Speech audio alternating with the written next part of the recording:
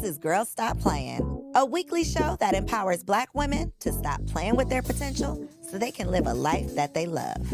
I'm Coriel, your favorite homegirl, and I'm on a mission to help Black women make the money and get the honey. You can have it all as long as you're willing to work. Welcome back to another episode of the Girl Stop Playing podcast. It's your favorite homegirl, Coriel, here to encourage you to stop playing with your potential and start working for what you want in life and in love. You already know that I'm bringing you the information and the conversations to help you make the money and get the honey. You can have it all as long as you are willing to work. And you already know we got a working woman in the building. And baby, this has been a long time coming. We got my girl, the Shelah Marie, joining us. Hi. Hey, boo. Yes, come on, intro. Come on, intro. She was over here cracking up. I'm like, girl, let me try to do my little thug thizzle. Thank you for being here. Thank you for having me and being patient. We've been working on this for a minute. For a little minute. And now we're here. Listen, I believe in timing. I believe in things happening when they're meant to happen. So, I never stress those types of things. But do you do many podcast interviews? Not really. I felt like that. I don't. Okay, so I'm like, okay, we'll wait it out. We'll wait it out because we're going to get some exclusives. But I am super excited to have you here. I don't know. I'm not even going to lie about how I connected with you on Instagram from years and years ago. Like, not connected, but just started following you. That's what I mean. Started following you on Instagram. Don't know how. But we ended up doing the Black Love show together last year, and it was super dope to be able, because we had already connected, and then we ended up getting that opportunity together, and then we got to do it with our husbands, which is always cool. So I was excited to have that opportunity, and I'm always excited to share dope people on my platform. So thanks for being here. Like meets like. Yes. Okay, so for those who don't know, because most people, how do you feel like most people know you? As or from what? Depends where you know me from. Like, some people will know me through my husband. They'll be like, oh, that's Ace Hood wife. And then a lot of people will be like, that's that girl, she do some type of meditation. Or a lot of people think I do yoga. I teach yoga. I don't. Okay. They'll just know me online. They just know you online. And I feel like your vibe, I feel like they might see you, but your vibe is what like pulls people in. And one of the things that I just want to give you your flowers and let the people know, people always talk about consistency in real life versus on Instagram. And what you present on Instagram seems to be very much what you give in reality. And so I love that you are authentically yourself and you have found a way to be very vulnerable, do it in an authentic way, and connect with people, which I think is why people love you so much. Thank you. I mean, I don't have a good enough memory to lie, so I have to just... I just got to tell the truth. What you can't see do all is of what that. you get. So I do think that the wellness part brings a lot of people in. How did you get into wellness, studying wellness, being interested in wellness? Like, what was your journey to... I come from a background where I had suffered from anxiety and depression and like low self-esteem for my whole life, really. And so in my 20s, I just was in this relationship, and it was a very abusive and toxic relationship. And there was just this moment where he did something that reminded me of my experience when I was younger. And I was like, oh my gosh, I'm dating my mom. Like, it's not my mom, but it's like my mom's energy in a different body. And I took that moment and I said, you know what? I don't know what I have to do, but whatever I have to do to not live this experience again through different people and different bodies, I'm going to do. So it was just that moment where I was like, I want to be in a healthy situation. I'm tired of feeling like these little down thoughts about myself. So I started meditation, and then my roommates brought me to yoga, and I was like, my favorite part was just laying down, shavasana. And I was like, okay, this is just meditation. And then it just grew from there. Started sharing my journey online in like 2016, and the rest is history. The rest is history. Baby, a man will have you tapping into that mental health, right? Going through these, but your mama too, because that's another point that we're going to talk about. I feel like our closest relationships do tell us a lot about who we are. Especially when it's the relationship, when we're talking about the maternal relationship. And I have had so many conversations about the mother wound and just mommy issues on the podcast, where I thought that I was unique. I thought I was out here special having my mommy issues. Yeah. But baby, I put these episodes out, and literally thousands of women are like, oh my God, I've never heard anybody talk like this. I've never been able to even verbalize my issues because There's so much shame behind it. There's never a safe space to talk about having issues with your mother. No. But put a pin in that, because I love that you took accountability and you realized in your relationship, you realized, okay, I'm the point of attraction for everything that's going on in my life. So if I don't figure this out right now, tomorrow I'm gonna meet somebody else that's gonna show up in a different body, but giving me the same energy. The fact that you were able to connect that to your mom, though, is big. I don't even think it was me. It was beyond me. It was like I had a flash. Like I was just there and he was talking, but like it just flashed. I was like 5 years old back in my house and I was like, okay, I get it. I get it now. I get it. You can see the dots. I do want to comment though on accountability. I think that there's a lot of talk about accountability. Like if you're a Black woman, you cannot go one day without hearing accountability online and somebody is telling you need to take more accountability. And I actually think the opposite. I personally think that women, and specifically Black women, are trained and socialized from a very young age to take accountability all the time for thinking about, did you do this for someone else? We're always serving, thinking about how our person shows up, how we interact with other people. Women consistently take responsibility for men's behavior, for their husband's behavior, for their children's behavior. Even though it'll be two parents, it'll usually fall back on a mom, which is probably why you have a high percentage of women that will come on your podcast and talk about mother issues. We don't see that same percentage about talking about daddy issues. Like the issue is just he wasn't here. That's the only, that's the conversation. So yes, I feel all of that. I feel like Black women, we have a special set of circumstances. We have this whole post-traumatic slave syndrome thing that's going on in the back of our that's going on in the back of our head, that's literally dictating what we think, how we behave, what we accept, what we attract, what we entertain, all of those things. And I do think that we have to give ourselves grace. I do think that we have to make sure that we are not trying to show up as a strong Black woman and be the superhero and save everybody and do all of the things. I am 1,000% in agreement with that. The other side, though, that I feel like accountability is so important is I think a lot of conversation becomes, I have been the victim of these circumstances. Now, when it comes to your mama, baby, I'm the victim. I don't care. I'm the victim because I didn't ask to be here. Spirit, I chose my parents. I get all of that. But baby, at the end of the day, in that situation, we were children, so we were the victim to an adult. But when it comes to being a grown-ass woman and getting into relationship after relationship after relationship after relationship that's toxic, and still being attracted and not even realizing that you're attracted to this thing, that's where I feel like the accountability sometimes is missing. Yes, and I would just challenge that and say, like, well, what is the intention for accountability? To me, I always hear about accountability, but what it sounds like is you just want an opportunity to shame women in another capacity. Not you. No, I get it. But the conversation. It's like, what happens after? I want to know what will happen after that part. After the accountability? What is First of all, what does that even look like? You cannot take accountability if you're not in community with people. I cannot take how do I be accountable with someone who's a stranger? Well, see, I don't think you have to be accountable to anyone else. I just mean yourself, because you're the only one experiencing the relationship. I was just saying online. But I do want to say that got you. What I would ask is, like, what do you want from the accountability? To me, for me personally, when I looked at that situation, I tried to take accountability on a sense of like, yes, absolutely. I chose to be here. I picked this guy. I really wanted him. I am responsible here, but not in a victim blaming way. And I think sometimes the accountability conversation sounds like victim blaming. It doesn't sound encouraging. It doesn't sound inspiring. It sounds like you need to take accountability so I can shame you and point the finger at you, as opposed to you need to take accountability because of how much power you have over your own life. I think the action behind the accountability is what is often a missing part of the conversation. Because when it's just, this is all that you did wrong, then yes, it is very much so. Okay, I did it. Now what am I supposed to do with that? Yes, I did it wrong. Okay, now what?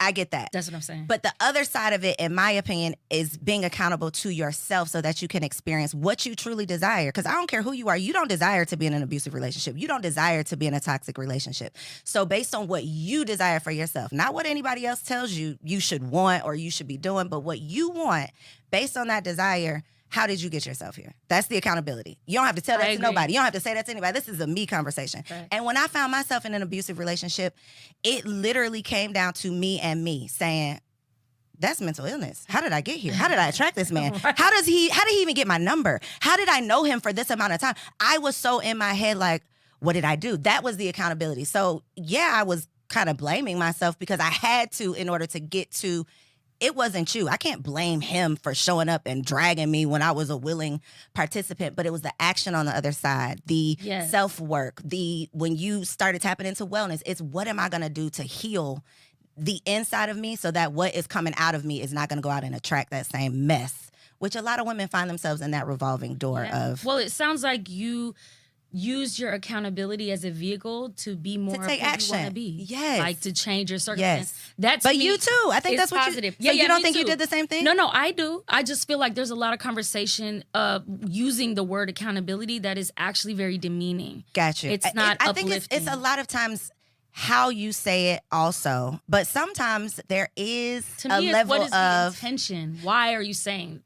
Like not you. What do you think the true intention of accountability is? It depends on who it's coming from. Okay. So but in that situation, if you're talking to a girlfriend, if you have a girlfriend, she's in an abusive relationship, she maybe just got out of it, and you're like, okay, what would that conversation look like? Like in a non-shaming, non-judgmental, but how do you feel like that conversation could go that could be constructive, solution-based, and hopefully help her to actually see that aha moment, like have that I would focus less on giving her advice. That's what I've learned over time. Okay. And more on supporting her and giving her the experience of safety and trying to like remind her of like how great she is. Because usually when you're in a situation like that, you have chronically low self-esteem. You have a low view about yourself. And so I would try to focus on building her up so that her energy outgrows that experience that she's in. I mean, I can't do that for her. Only she can. But if I was her friend, I would just try to support that. Because I've learned that, like, you can have the right advice and the right intentions, but if someone isn't ready to hear it, that's just where they are in their journey. There might be a reason who we don't see now that they need to. What if she, after all this experience, goes out to write a book about her experience and changes life? I don't know her story. So to me, I like giving advice, but I try. Like I realize in that situation, not everybody's receptive. I'm also gauge how she's doing and be there for her. I love that we come to these conclusions and have these perspectives and opinions, usually based on our experiences. Yeah. Because I was that friend that is like, I'm going to stay out of your business. I'm going to just let you, baby, if you want to crash and burn, I'm not in the car with you. You do what you want to do. But when I found myself in an abusive relationship and none of my friends said anything, until after I got out of it. And then they were like, you know what? I was thinking, I don't care how mad you are at me. If I care about you, I'm going to tell you what I see. I'm going to tell you, I might not give you advice, but I'm going to tell you what I see. I'm going to make an observation. I'm going to tell you, I think. Yes. Let me add that in. I definitely. Wait a minute. Because don't let me be black and blue and you sitting down talking about, I thought something was going on over there. So I think there's a part of us that we don't necessarily have to judge people. We don't have to shame people, but sometimes we can pull people out of something that they don't even see that they're in. Co-sign. I'm going to just co-sign that. I don't even have nothing to add. I agree with you on that. When it comes to being a well-kept woman, though, because I'm on this whole well-kept woman thing where it's mentally, physically, spiritually, emotionally, like we are taking better care of ourselves.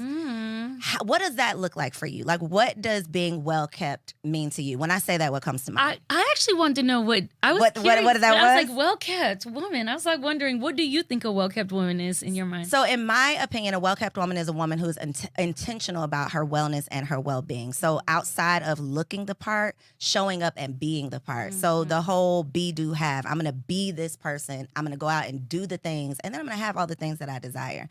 So being well, whatever that looks like for you, I don't think there's necessarily a cookie cutter definition like we're all aspiring to live the same life. Right. But whatever that looks like for you, I'm being intentional about it all the way around. So mentally, I'm making sure my thoughts are in alignment. I'm making sure my words are in alignment. I'm making sure the things that I go out and do are in alignment. And I'm focusing on my health and wellness at the same time. I love that. For me, a well-kept woman in my mind is a woman that has the luxury of a regulated nervous system. Oh, okay. Pause. And this is a me question. Explain regulated nervous system, because I've seen this term so much and I'm like, I think I get it, but for people who are like me and like, what does that mean? Well, your nervous system is connected to your triggers. It's connected to your automatic responses, that ancient part of our lizard brain. And so to me, when your nervous system is dysregulated, you're going to be reactive. Okay. You're going to be constantly on edge. You might find yourself acting in ways that you feel like are not towards your highest good. Why did I respond like that? Why did I say that? I couldn't control you can't control myself. I'm just you're out of whack. To me, you don't have a sense of alignment and control over how you react to things. To me, a regulated nervous system means I can be calm when I want to. I know how to I don't like the word control. I don't like to use the phrase control your emotions, but I know how to be in touch with them. Manage them. You can, I can manage say, them. oh, that triggered me. I can, it's almost like you can be the watcher of yourself. You can identify it versus the feeling of it. I don't need to act on it. Gotcha. I can watch things. I notice that really annoyed me, but do I need to say something about it? Maybe not. I have the choice. A regulated nervous system means you get to choose. You get to choose how you show up. You get to choose how you respond. You know what? That person really offended me. I'm not going to say something right now, though. I'm going to get my thoughts together. And then as opposed to getting on the phone and then you feel bad about it and then you burned a bridge. So that's, to me, a well-kept woman is a woman who has her nervous system regulated, which has a whole, slew of effects in the body for women. So, Dr. Cheyenne Bryant. I love her. I love Baby, her. if that is not a regulated nervous system, though, that's what was coming to me, because She's a great I was example. triggered watching these We were episodes, all and saying this man wasn't even talking to me. We were all saying, we were like, what? Why are you? How was he? And she was just poised. You see? Her tone. She a masterclass, baby. If you have She's not a seen this masterclass. woman gathering these men with grace and looking good while she's doing it, baby. Come, Dr. Cheyenne, come on down to Girl Stop Playing, okay? And you see how far you get with that? Listen, and look at your eyes. Even how you're doing me right now. What you're doing right now, I got to figure out how to make it work. But it's that. And the other thing that I was thinking while you were talking, Dr. Bryan was coming to mind, but then wife kept coming to mind, because the definition of managing my mental health in my marriage is being regulated, not letting things trigger me, knowing when, okay, this is something that we really need to talk about versus I'm not going to care 5 minutes from now. And I know I'm not, so I don't care that I'm triggered right now. That is what was coming to mind, is how tough it will be to maintain a healthy, happy marriage if you have an unregulated nervous system. It's tough to maintain anything, because wherever you go, there you are. So if you're chronically dysregulated, that's going to show up with your kids. I mean, that some people would argue that's even why people beat their kids, because they can't regulate themselves and their emotions, and then they just tap out. But baby, I ain't never beat my kid. But there have been situations where I could feel that spirit. Yeah. We're going to talk about it. I could feel that spirit coming up in me. But I have evolved enough to feel that spirit and be like, girl, you mad at a 3-year-old? Girl, what are you doing? Like, girl, get out of here. But a lot of people don't stop there. They do whatever comes from that anger, and then to your point, they become abusive. Well, you brought up post-traumatic slave syndrome, and a lot of us have generations of unresolved trauma that's passed down, and I'm sure you know of epigenetics. If you're a woman like me. What your grandmama was going through, baby, it's coming through. Right. That's crazy. Like in my case, my grandmother was also had anxiety, and then you got her cells, and she's carrying my mom, who already has all her cells that are going to create me. So I got the experience of anxiety in my grandmother's body, then in my mom's body her whole life, then in her womb. And then I came out and had the experience and the conditioning from seeing it every day. And it's like, I wonder why I'm anxious. Some of it's not even ours. Most of it, I would argue, is not and that's ours. About Unruly. That's my whole book is about that. It's like this story I heard. I don't even know where I heard this story, but this guy, his wife, she was making some type of loaf, and she just cut the ends off of it. Yep. And go ahead. Yeah, she cut the ends off of it, and she's like, oh, this is just how my mom does it. And then one day for a holiday, they went to her mother's house, and she was making a roast, and she didn't cut the ends off of it. And the daughter was like, wait a minute, I thought we were supposed to cut the ends off of it. She's like, oh, that's just when we didn't have the right pans. Now we have the right pans that fit the roast. I don't need to cut it off anymore. But a lot of us are doing things out of habit, automation, just because that's just how my aunties do it. That's just how my mom do it. And I think some of that's great. That's culture. That's tradition. Pass it down to recipes.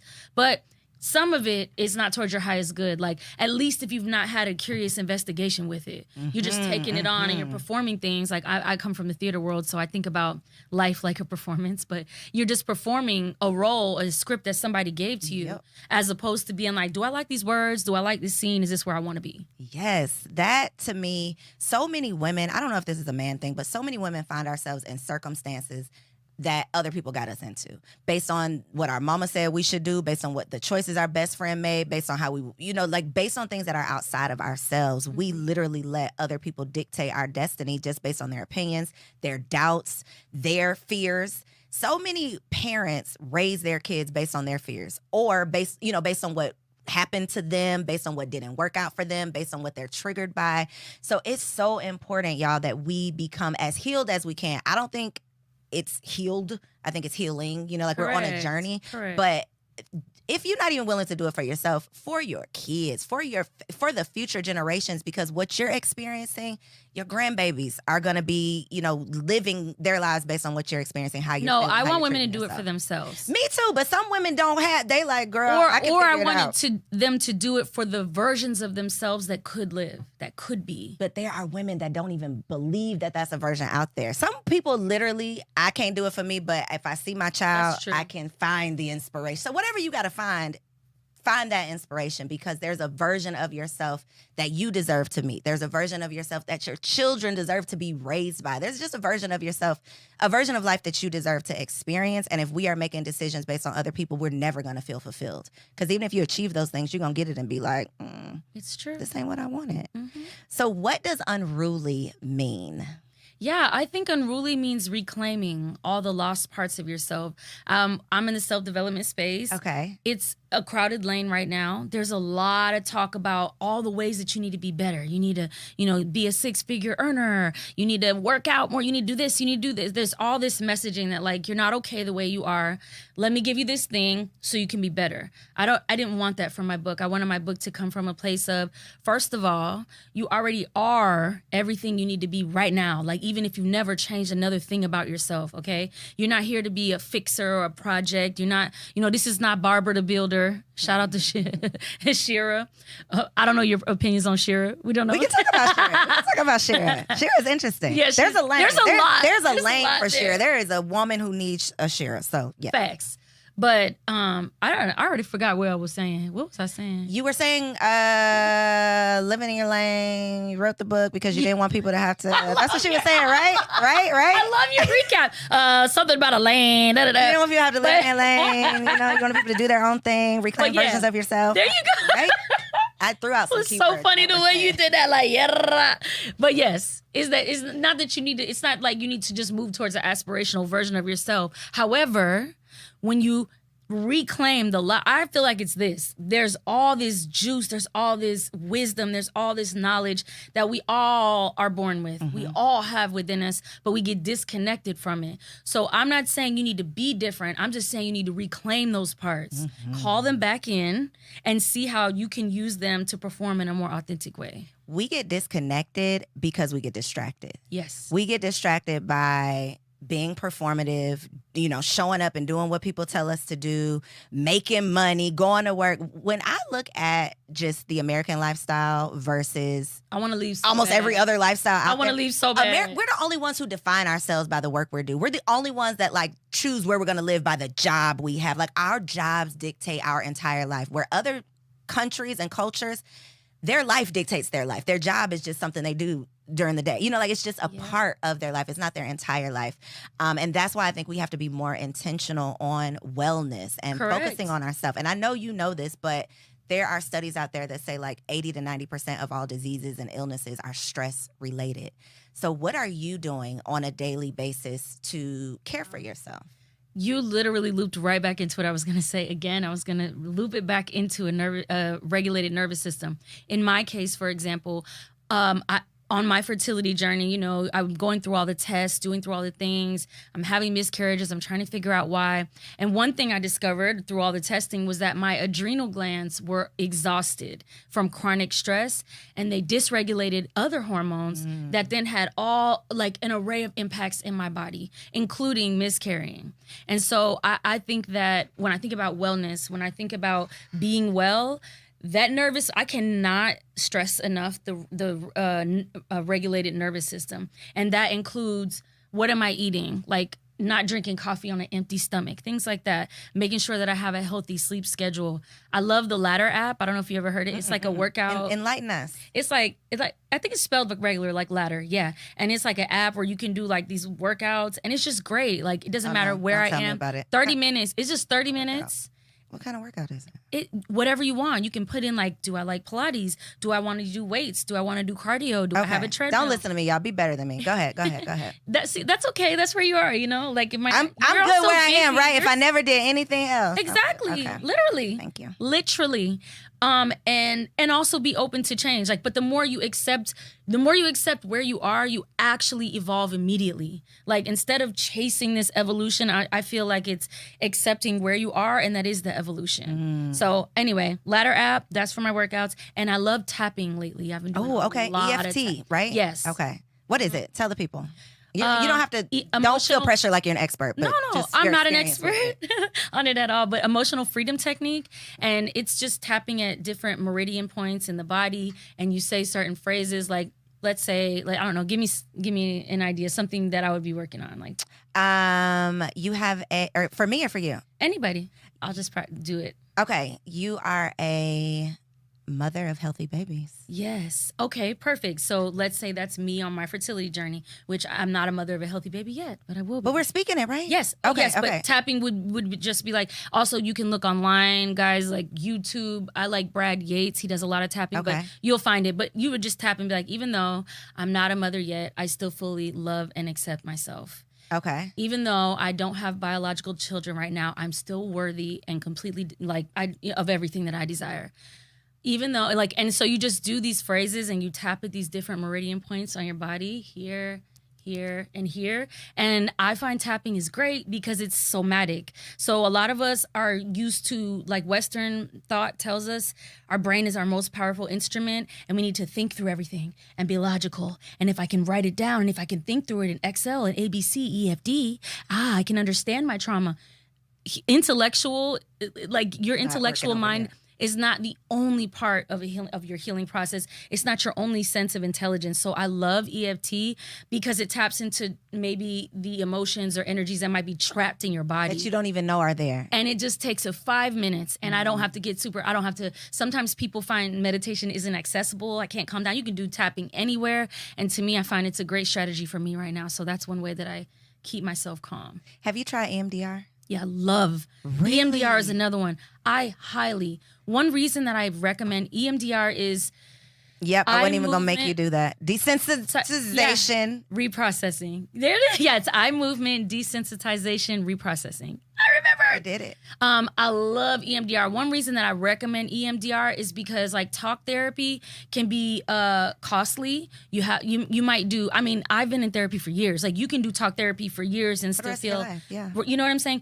EMDR, I ain't gonna hold you. You can do 4 sessions and see actual measured change. It's the same idea. It's a somatic practice where you work on reprocessing. That's why it's reprocessing. So you take a traumatic memory and you reprocess it and activating your left and right brain. It's a therapist has to guide you. I don't think you should start out EMDR on your own.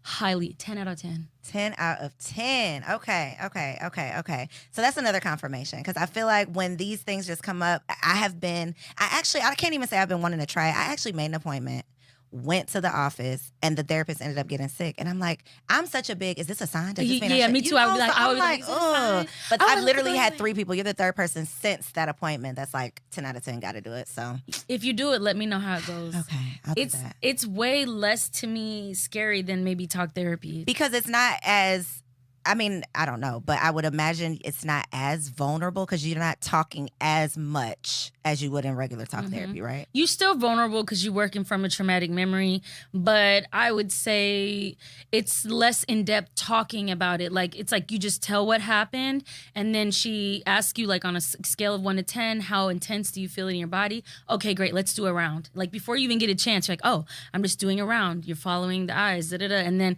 she'll ask you again, on a scale of 1 to 10 now, how strongly do you feel it? Do you have anybody in your life that thinks you're crazy? Because of all of the things? Well, actually, no. Okay.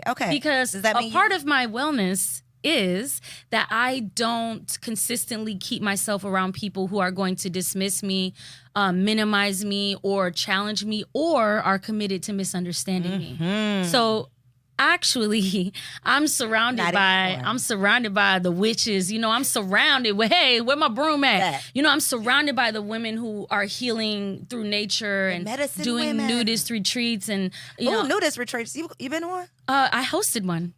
That was my first retreat. I didn't. Girl, that was not on my notes. Wait a minute. It was you a hosted mistake. a nudist retreat? Well, it wasn't. Yes, and it was my favorite, and I actually wish I could do it again. If I could, I would do them more. But I just get. I don't know. I'm a little bit more. I'm sorry. Now, wait. I don't know. Wait. How did you accidentally host a nudist retreat? Was this a women only? Was it what girl? Women only. So. Yes, go ahead. Okay, it was magnificent. What? I love it. That's a whole, again, where you ask me, do I, no, I don't, because like my people are people who are your people are your people. Yeah. So what happened was we were co-producing a retreat with another group and they recommended this place and they were like, oh, it's clothing optional. There's a side of the resort that's, you can be nude if you want to. So I just thought, oh, okay, we'll mostly just stay on the side that's not. But then I got there and I was like, oh, it's a little like more intense than I thought. And everybody chose to be on the nude side. Even we didn't have to be. Like, you could choose. And, like, the first night, it was almost 100 of us, and we were all in the nude side. And everybody was like, oh, my God, your C-section scar is so cute. And look at your piercing. Stop playing with me. Oh, my God, you look amazing. Like, I've never felt more free in my life than that moment. Nobody was worried about what they have on, their clothes, what they look like, their weight, cellulite, none of that. Because when you get in a room full of, like, that many women, you just see, like, everybody's bodies are so different. It was so freeing. We were running in the ocean naked. It was beautiful. Girl, I be at the Jeju like this, looking around. Exactly. Like, oh my God, and the ladies why? walking naked in the. I don't know. I'm a weirdo. All maybe this shame. Maybe I need to You're work not through a this weirdo. EMDR. Maybe I need to work through it. But baby, I would have showed up. You're in a world that tells you should be ashamed. I would have showed up to your retreat and got right on my line, like, baby, I didn't get down to this hotel. That's what you down think. Here. That's what you think. Wow. That's what you think. And it was a transformational You would have been in that pool experience. too. Girl, I would have just, oh, wow. I would have been unruly. Because like the environment, like my retreats are so special and I am so proud of this. We are adamant and uncompromising in creating a certain energetic experience. And those are the people who are attracted to you, I'm sure. Yeah. Those type of women are the ones. Have you ever had anybody that didn't get in line? Or no, you just haven't even had to deal with that? Yes. Yeah. I could tell by how your eyes was rolling up. She got something right here. Okay. Yes. Okay. Just and if that's the case, I have to uninvite that person, or I have to, because I just can't compromise the group and the integrity of the group. Well, I asked about people thinking that you're crazy, not necessarily your friends, because we select those people. Oh, but people outside, like your family, like your family. Oh yeah, they all think I'm crazy. Crazy one that she always doing this, and she over there doing that. Well, everybody in my family crazy, child. So I'm just a different flavor. We're already everybody got something. My flavor is Shelah be doing all that weird, girl. What is that? But I think just kind of comes along with it. People just know that that's me, and it is what it is, and I'm glad, because I wouldn't want to be normal, because what is that even? Like, I don't know. I just want to be me. Be yourself. Yeah. Yourself is pretty dope. Thanks. When it comes to the healing journey, I be going to all the therapy. I be having great conversations like this. I be reading the books, listening to the audiobooks, learning how to, I guess, regulate my nervous system. Mm-hmm. But then I'll get triggered. That's okay. When you get triggered, what does that look like for you? Not even triggered, because triggered is like, okay, somebody done pissed you off. That, not triggered. When you're dealing with something, and you could be a God-fearing woman, you could be religious, you could have a spiritual connection, you could have all the faith in the world, but then life throws you a curveball that's like, oh, that wasn't on my bingo card, or, oh, God, I thought I was your girl. In those moments, how do you respond? You know what? I think I felt like that, like, after my second miscarriage. I was like, really? That's how you feel, God? Like, wow. Like, really? Wow. Like, what did I do? Like, dang, I thought we was, I never thought you would. Like, literally, that is the last experience. I never thought that I would be where I am today. That I don't have any children yet biologically, although I do have bonus children, which I love dearly. But I never thought I would have to struggle. I thought, I'll just, whenever I want to, I'll just have one. And so that definitely was a moment where I was like, a lot of rage came up, a lot of disappointment. I felt almost angry at spirit. Like, you know, you betrayed me. I thought we had a relationship. We talked about this. Yeah. And the way you go through it is to just go through it. It's like, you know, going on a bear hunt. Can't go over it, can't go under. You just have to go through it. And to me, where I think a lot of us go wrong is because partly because I'm not going to talk about capitalism, but partly because of it affects us, all of these things around us. We don't have time sometimes to really honor our emotional experience. We don't have time to grieve sometimes. We don't have time to mourn. But I do think it is necessary, like, for us to feel the feelings. Like, that rage that I experienced towards spirit, like, there might be an impulse to bypass that or to bulldoze it and just be like, that's wrong. You shouldn't feel like that. That's not a good feeling. It doesn't matter. It's your feeling. Whatever is showing up needs to be honored. It would not show up in your life, in your body, in your consciousness if it didn't have a purpose.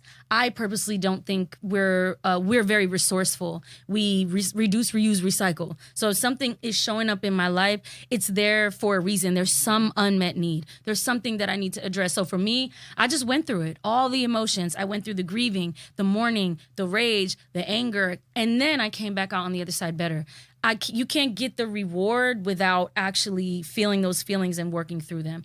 Just bypassing it, it's likely that you'll just experience that same thing in another dynamic. When we sweep it under the rug. Yeah. Or pretend like it's not there.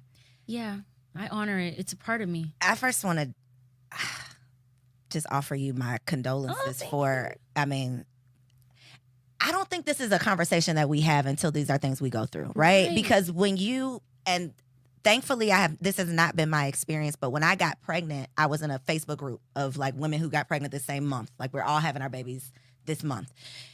There were so many women that were dropping out of that group, that were losing their babies, that I have not had close girlfriends that have experienced this. So I didn't realize how common this was. So common. So often we think getting pregnant is the thing. Staying pregnant. There you go. Getting to the finish line. And not even getting to the finish line. Coming home with a healthy baby. Baby, that is a blessing. As a Black woman in America, that is a blessing that we take for granted every single day. So I just want to offer you, thank you, whatever I can offer you of just encouragement to just. We're not gonna do that. We're not gonna do that. But dealing with that publicly though, Shelah, how? Yeah. Because you talk about this, you're vulnerable, and that again is why I think so many people are just drawn to you, because people will go through that and hide. People will go through that and feel so much shame or feel so much whatever comes along with it and keep it to themselves. But for women, I see them in your comments that are like, yo, me too. That are like, oh my God, how are we going to get through this? And that to me is the gift in the pain. But how do you deal with it publicly? Well, I discovered that I have endometriosis. Finally got a diagnosis. And what I discovered is I feel like a lot of women were just suffering in silence. And I did that for a while too. There is a distinction between the public and the private. And my impulse initially was to never make it public and to keep it private. But that impulse was coming from a lot of shame. It was coming from a place of not feeling good enough. Am I a good wife still? Like, well, am I really like a full woman? Like, oh my gosh, who am I now that I thought this was going to be part of my identity? Like, is it? I don't know. So I think if I could give any advice from what I've learned about being public online for almost a decade now, is that it's okay to take some things from private to the public, but I think you need to give space for yourself to move through the experience, to see how you want to share that private experience publicly. Because what I did in the beginning, I mean, I was learning, millennials, we kind of grew up online and started sharing. We're the first ones telling all our family business. And what I learned in the beginning was where I went wrong in the past was having an experience and having a private experience and immediately making it public. And that's like, didn't serve me. So for me, if I have a private experience, I'm thinking about sharing it publicly, I just need to give it a second. I need to process. I need to see what part of this do I want to share and why do I want to share it. And so when it came to my fertility journey, I knew that I wanted to share this thing that was happening. And the reason is because I wanted other women who, in that experience to feel like they are not alone.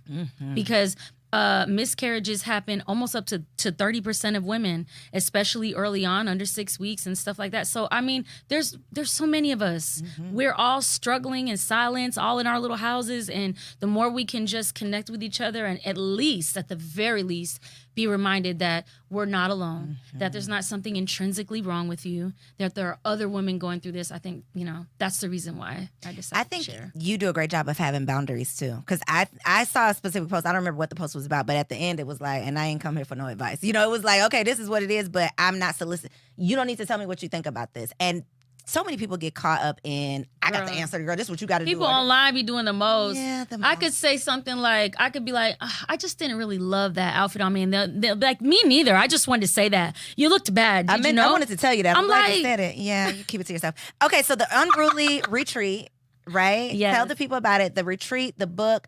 Y'all getting naked at the next one. What's going on? No, we're not. Okay, I just want we're to not. be warned. We're not. Okay. Well, look right here and tell the people all of the Unruly universe, girl. What you got going in the Unruly universe? In my Unruly universe, I have my book called Unruly, A Guide to Reclaiming Your True Self, and that is coming out October 22nd. You can get it anywhere books are sold, and you can find out everything about my retreats, my books at ShelahMarie.com, or follow me on Instagram at the Shelah Marie. I have enjoyed this conversation. It was a long time coming. I knew it was going to be worth the wait. It was so worth it, though. Listen, if you have enjoyed this episode, comment down below and let me know what you liked. Share this with a friend. Subscribe to the channel. And if you are trying to live that well-kept life, I created a free community for well-kept women just like you. So check the show notes down below, and I'll see you inside. Catch me on the next episode of Girl Stop Playing. So if you enjoyed that episode, I'm willing to bet you are absolutely going to get your entire life when you log on to everybodylied.com. Y'all, I just launched my brand new blog, which is for women like me who are stepping into the newness of life, okay? Your girl got engaged, got pregnant, got married, and became a mom all in less than a year, and life came at me fast. As life was life, and I realized that a lot of the things that I had been led to believe were a lie. Survey says that was a lie. And so I am sharing all of my lessons learned and what I have discovered to be the truth, along with some resources on my new blog, everybodylied.com. Come on over if you are a woman who is experiencing the newness of life. I'll see you there.